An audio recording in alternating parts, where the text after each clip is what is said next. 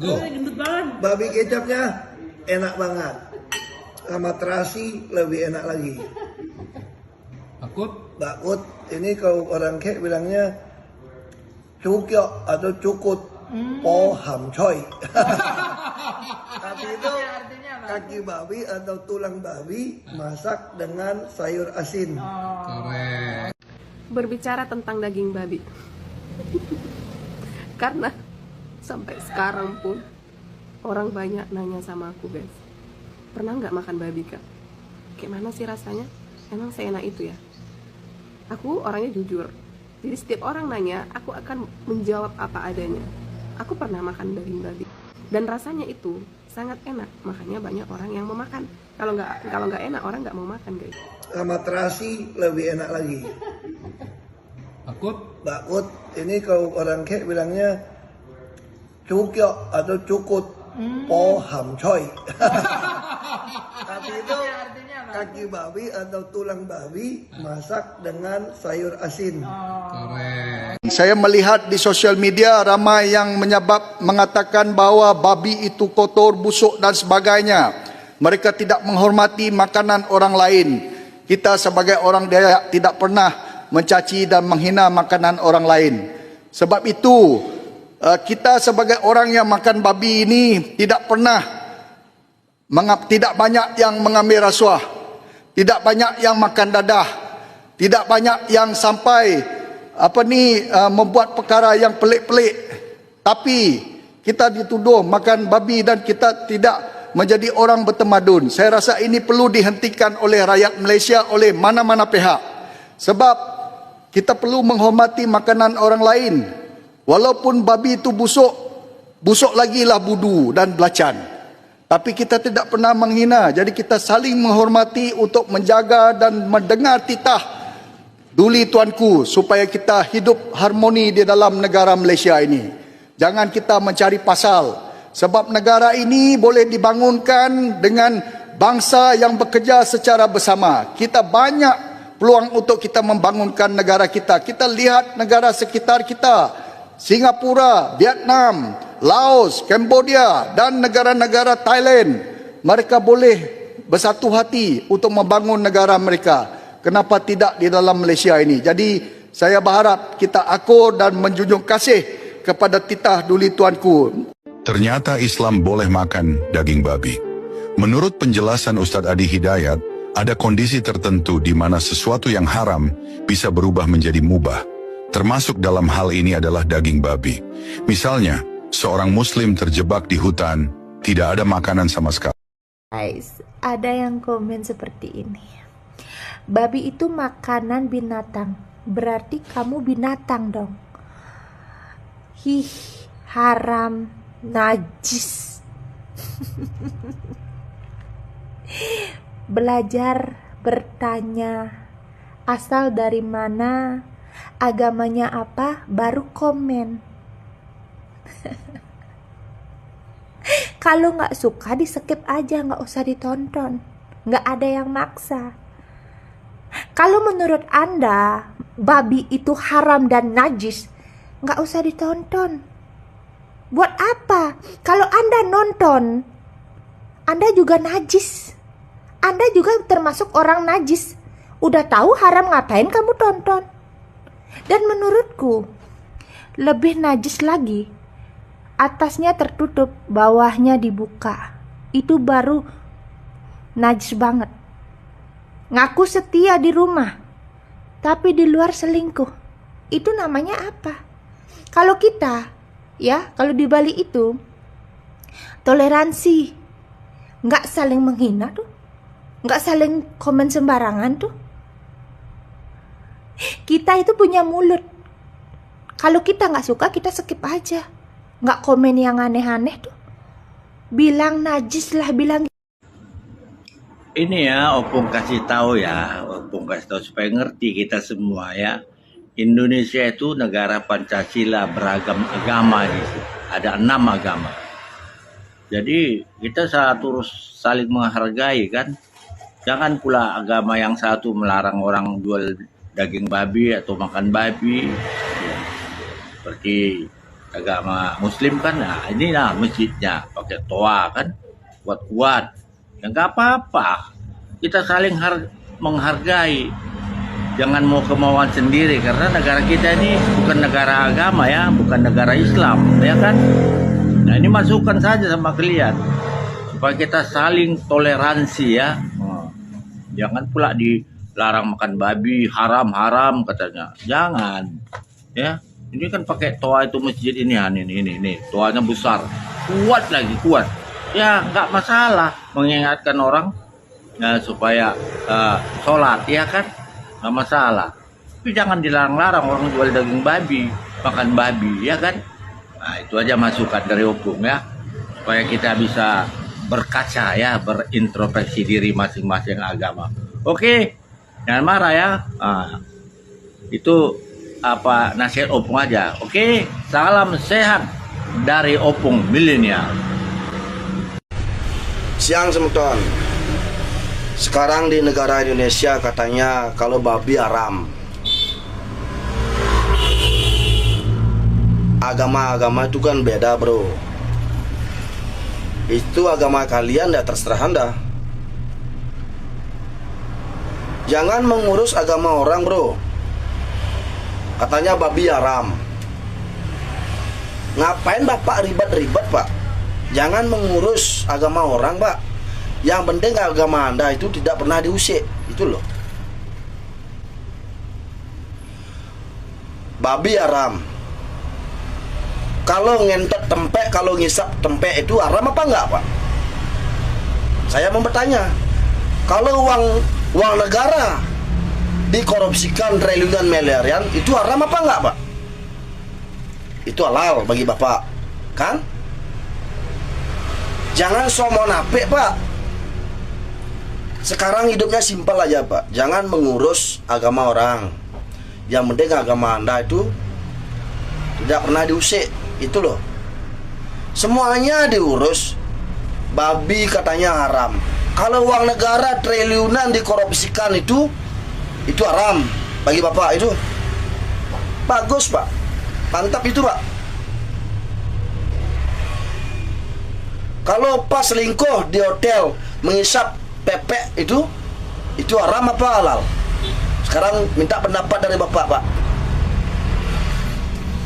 Negara ini sudah ruwet pak, jangan dibikin ribet pak. Itu lo urus yang korupsi itu triliunan miliaran. Apa buktinya bapak? Dia lo tidur enak. Mana pernah dipukul sama polisi? Itu mencuri ayam, mencuri singkong, itu baru diberat-beratkan. Itu jangan begitu pak, itu namanya tebang pilih pak. Jangan masyarakat kecil disalahkan itu pak. Kok semuanya diurus? Babi katanya haram. Kalau uang negara tuh triliunan miliaran tuh korupsi, kenapa bapak nggak disindir itu? Kenapa bapak nggak diambil? Semuanya diurus bapak. Jangan ngurus orang pak. Yang penting orang itu tidak pernah merugikan bapak itu. Kalau ngentot tuh di hotel selingkuh tuh, itu halal tuh. Sok-sokan aja jadi orang tuh. Oras jua-jua Yahobu. Kami dari Aksi Solidaritas Pedagang dan Konsumen Daging Babi Kota Medan dengan ini menolak surat edaran Wali Kota Medan nomor 500.1/1540 tertanggal 13 Februari 2026 yang pada pokoknya mengenai larangan penjualan daging babi di Kota Medan. Kami minta agar Wali Kota Medan mencabut surat edaran tersebut. Kami minta agar semua pedagang diberikan hak yang setimpal untuk mencari nafkah di Kota Medan. Dengan ini kami minta Wali Kota Medan untuk mencabut. Kalau tidak dicabut, kami juga akan melakukan aksi ke kantor Wali Kota dan DPRD Kota Medan. Sekali lagi, Horas! Maju-jua! Unjua-jua! Yahobu! Daging babi, daging B2. Ini mau masak rica-rica. Enak sekali. Harum di bubuk. Harum, saya bilang busuk. Harum. Ini mau masak rica-rica ini. Masak rica-rica. babi itu jangan dibilang haram terus, jangan dibilang haram, babi haram, jangan. Asal jangan dimakan. Kalau dimakan baru haram, ya kan? Jangan asal bilang aja, Bung, ya. Coba orang-orang Muslim, banyak yang kerja sama Chinese itu. Orang Chinese tiap hari makan babi, jadi haramlah dia kerja di situ. Orang makan babi itu Chinese semua. Batak, ya pesta-pesta baru makan babi, ya kan? Jangan terus dibilang haram, mesti pakai label non halal. Jangan begitu, ya Pak ya. Nah, ini kritisi namanya ini. Oke, kritisi itu kritis sehat. Ya, jangan marah ya. Oke, salam sehat selalu. Katanya di Medan pedagang babi dilarang jualan, ya. Baru tahu saya, kalau babi itu sejenis godaan tingkat dewa yang bisa meruntuhkan pahala dalam sekejap. Sejak kapan iman seseorang jadi tanggung jawab piring orang lain? Sejak kapan? Puasa itu menahan nafsu, bukan maksa orang lain untuk periuk nasi. Kalau lihat babi aja bisa bikin batal puasa, mungkin yang diperbaiki itu niatnya, bukan warung tetangga, paham? Puasa itu menundukkan pandangan, ya, bukan menutup dagangan orang. Medan bukan cuma milik satu golongan. Hargai yang puasa, tapi jangan matikan periuk nasi yang nggak puasa. Kalau semua harus ditutup, ya sekalian aja tutup mata, biar nggak lihat realita.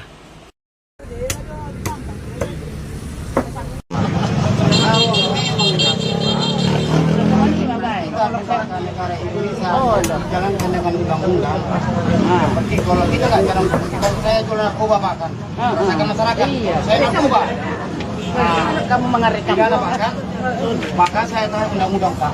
Kalau saya tidak mengikuti peraturan tadi Pak, saya melanggar undang-undang. Dibuka mohon, sobat jualan. Jadi BKM, Badan Kemakmuran Masjid, mengusulkan kepada Pemko Medan menertibkan para pedagang B2. Bah persoalannya teh, sonari dak persoalan B2 narikot. Baru bencana alam oni don wang. Lagi tu MBG tu B2. Apa yang wang B2 pe nga sonda maula teh. Baru bagi hamun wang berita ni B2 on. Na soboy be guys sub B2 be. Di Medan na Pak. Di Medan doi? Di Medan. Anggo Shakhtar Marjosor. Shakhtar boiro. Di Medan buire. Itu. Jaga be pason na men alam B2. Ya apalah persoalannya deh. Pason na benda Pak. Itu. Sebenarnya apa yang perlu yang paling fokus sekarang kita bicarakan? Apakah tentang B2 atau bencana yang terjadi di Nusantara ini? Udah nanya tok persoalan kan? Orang sekarang sibuk membicarakan B2. Melupakan bencana. Saudara-saudara kita setiap hari tidak bisa tidur, tidak bisa bekerja karena bencana di daerahnya. Songo di Tapanuli Selatan, Tapanuli Tengah. Setiap hujan datang, mereka keluar dari rumah, mereka mengungsi. Om junior di Rusia itu, apalah manggo pala B2 itu. Gawe viral B2 nuan. Viral B2 naik menjadi perbincangan publik. Berarti hebat do B2. Hebat do tong naik kelas B2.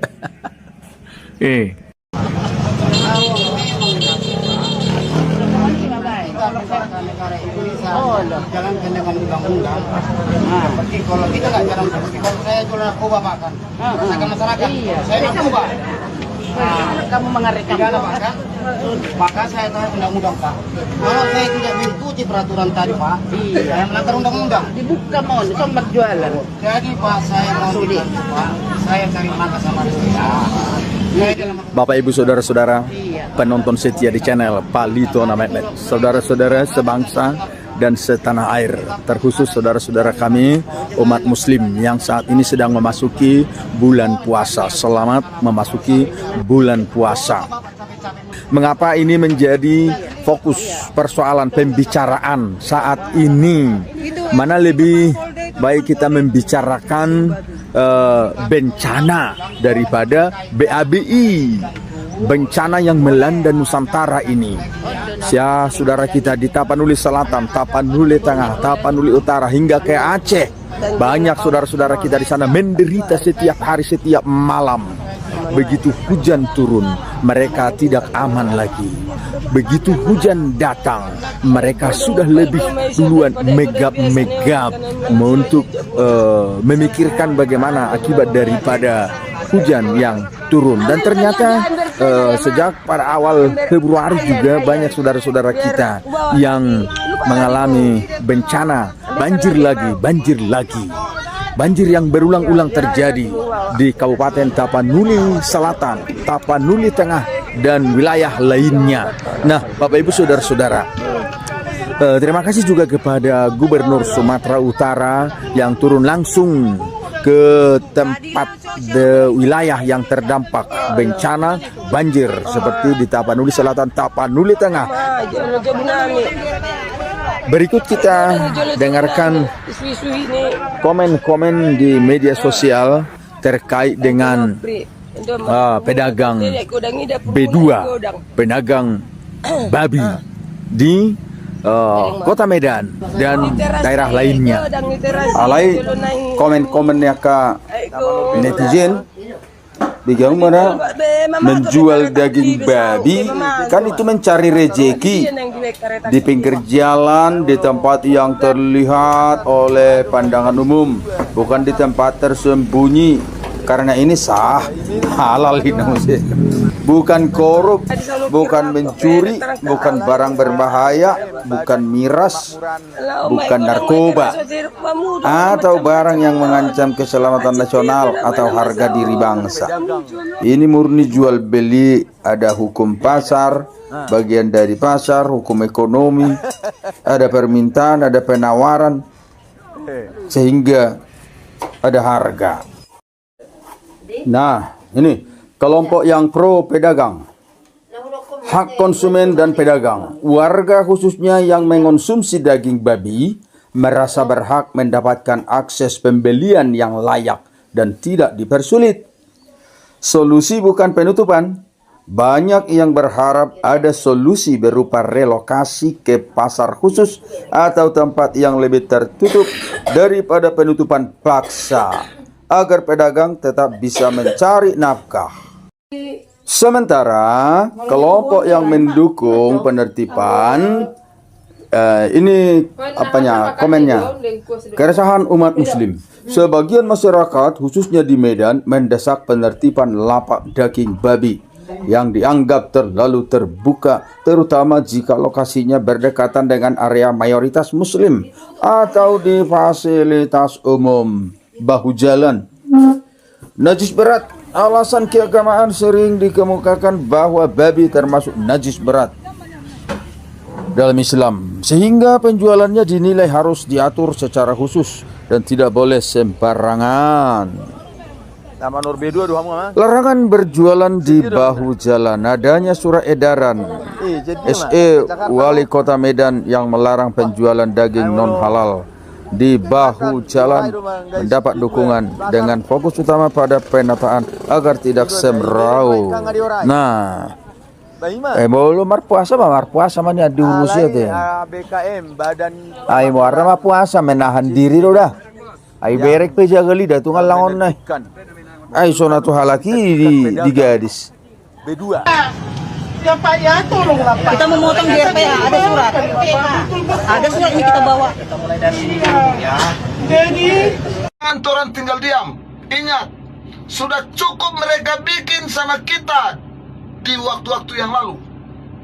Sudah cukup.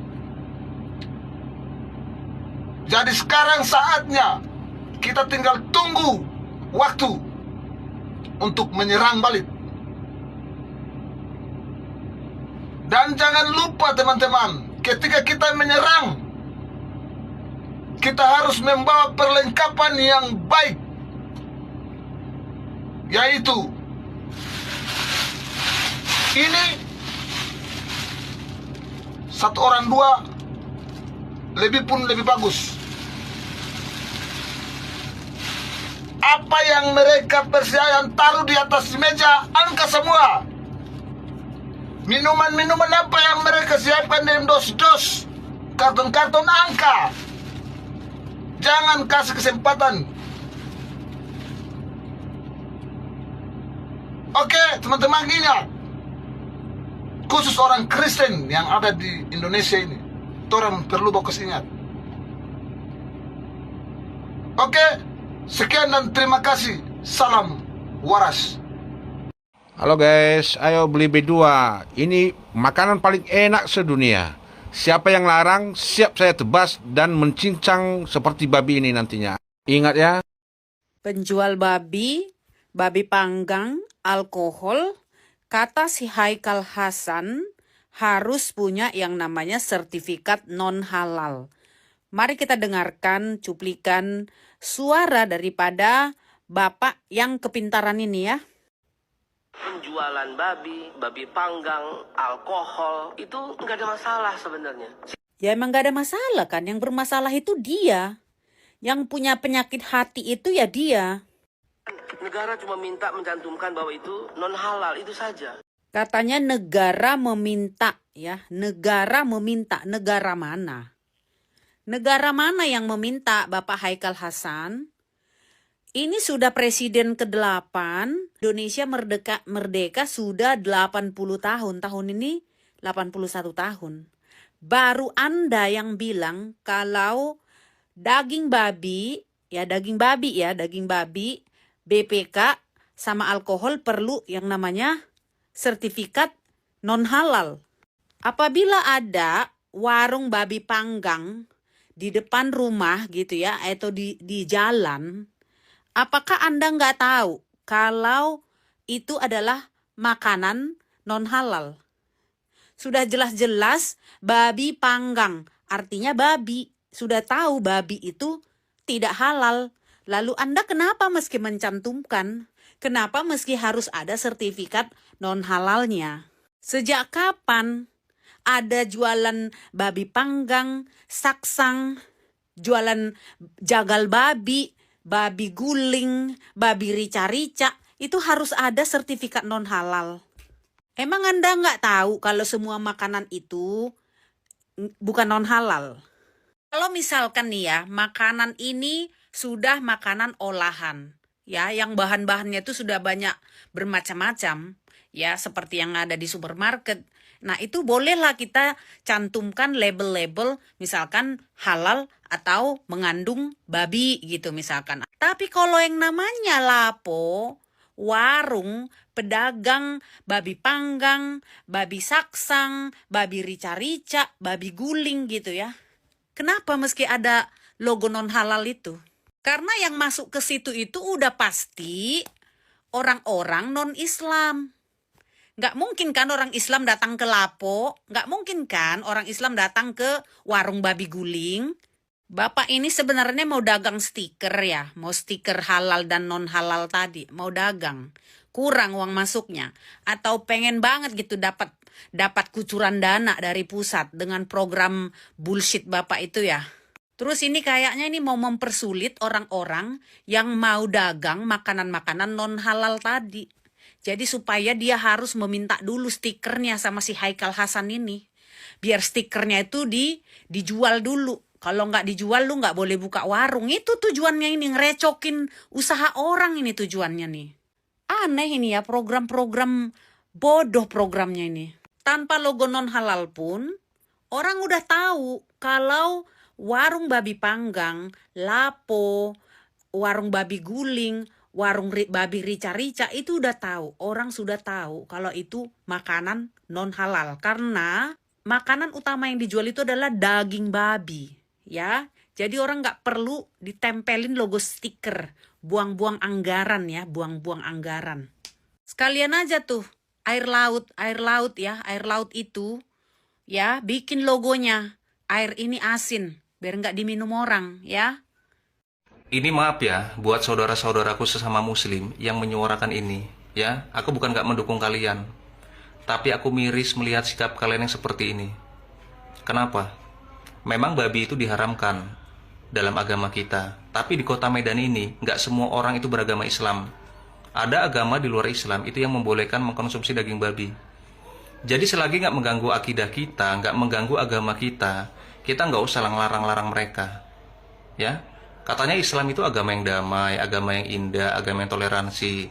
Ya harus kita tunjukkan sikap-sikap seperti itu kepada mereka. Ya, ini namanya diskriminasi loh terhadap mereka. Ya, daging babi dipermasalahkan, tapi tempat maksiat dibiarkan. Jadi jika kita memang rasa terganggu dengan penjualan daging babi, minta aja sama pemerintah Kota Medan agar disediakan tempat yang jauh dari pemukiman warga muslim.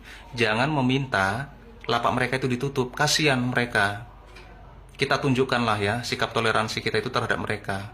Bahwasanya Islam itu adalah agama yang indah. Salam damai sejahtera bagi kita semua, berjumpa kembali dengan saya di channel ini. Terima kasih bagi teman-teman yang senantiasa setia mendukung dan memberi support dalam perkembangan channel ini. Kalian saudara dan saya sehat-sehat selalu, amin.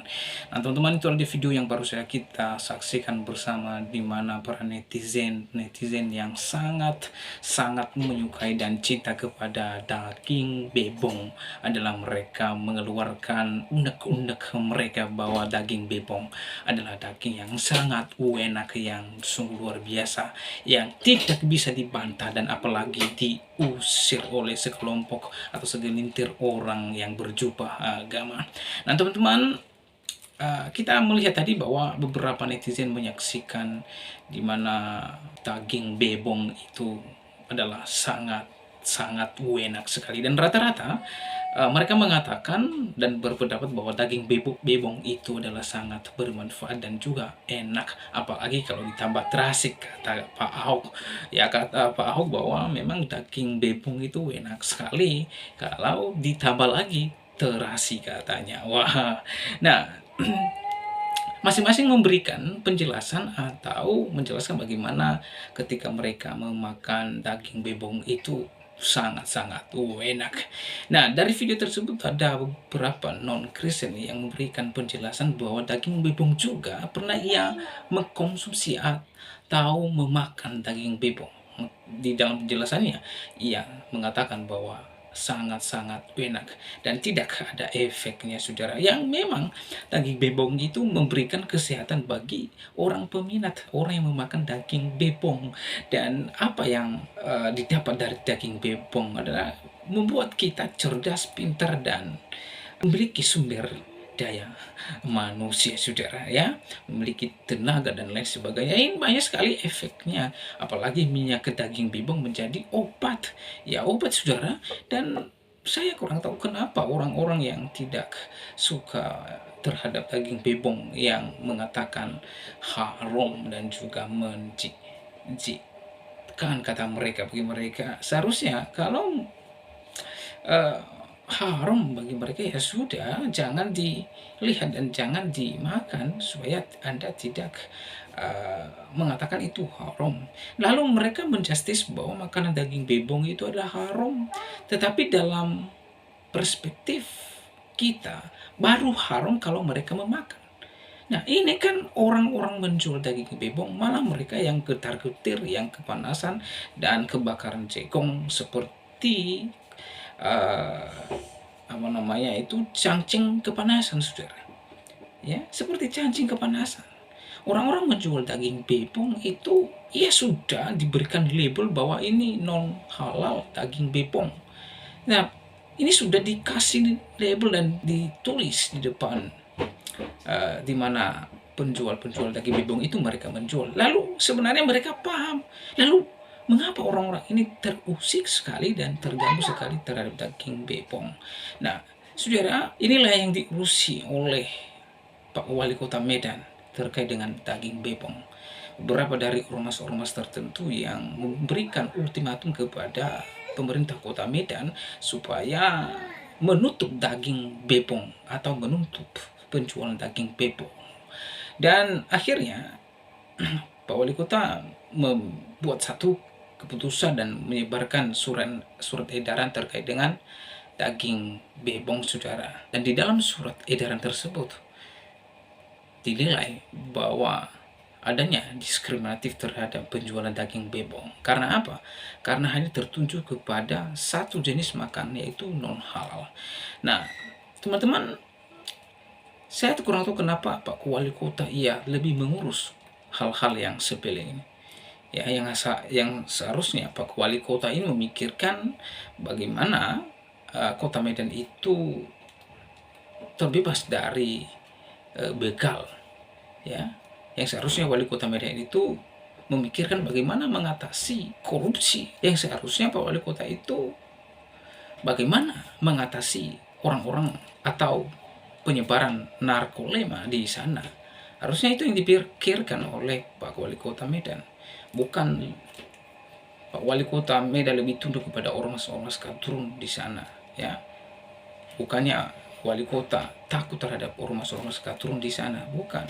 Yang dimana ormas-ormas ini sangat takut terhadap daging bebong, tetapi pada korupsi, narkotika, dan lain sebagainya mereka tidak takut. Dan ini yang membuat masyarakat Kota Medan resah dan kacau balau, saudara, oleh karena pernyataan-pernyataan manusia-manusia seperti ini. Jadi oleh sebab itu, saudara, kiranya Wali Kota Medan memikirkan apa yang lebih bermanfaat dan berfungsi, ya, yang berfaedah terhadap masyarakat Kota Medan. Terima kasih video saya kali ini. Sampai bertemu di video saya selanjutnya. Tuhan Yesus memberkati kita semua. Shalom.